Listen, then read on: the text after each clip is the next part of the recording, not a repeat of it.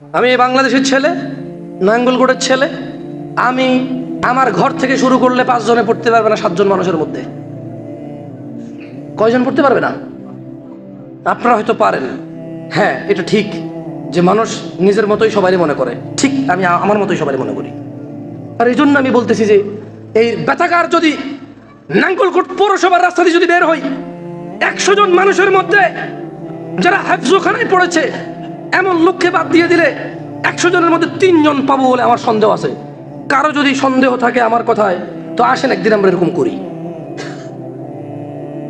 বেশি কিছু না, একজন পয়সাওয়ালা মানুষ আসিয়েন, পরে মসজিদের দোতলার কাজটা একটু করে দিন, আপনি হেরে গেলে বাস। কি খারাপ কিছু বললাম নাকি? বেশি কিছু করা লাগবে না। বেতাকার একজন সম্পদশালী মানুষকে বলতেছি, আপনাকেই বলতেছি, চলেন আমরা হেফজোখানার ছেলেদেরকে বাদ দিয়ে দেব, মসজিদের ইমাম মুয়াজ্জিনদেরকে বাদ দিয়ে দেব। আমার মতো আর আপনার মতো জনসাধারণ আমরা নাঙ্গলকোটের রাস্তায় দাঁড়াবো, কোরআনুল কারীমের এই যে কোনোটা পৃষ্ঠা খুলবো আর কাউকে বলবো যে পড়ো। যদি 100 জনের মধ্যে 3 জন পারে, তো তাহলে তো আলহামদুলিল্লাহ অনেক খুশির খবর, অন্তত 3 জন পারে। আর যদি 3 জন না পারে, বেশি কিছু না, আপনি হাই হুতাশা আফসোস করিয়েন না, আল্লাহর রাস্তায় দান করে মসজিদের দোতলাটা করে দিয়েন। বুঝতে পারিনি?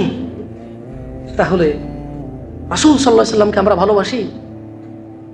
তিনি কি আমাদেরকে বলেনি খায়রুকুম মান তাআল্লামাল কুরআন ওয়া আল্লামা?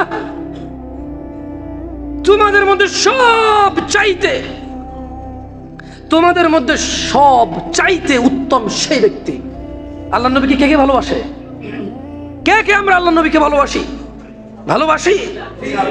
ভালোবাসি।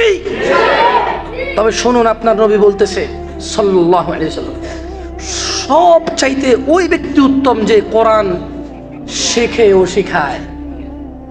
ওনার হিসেবে উত্তম আমরা হইতে চাই না।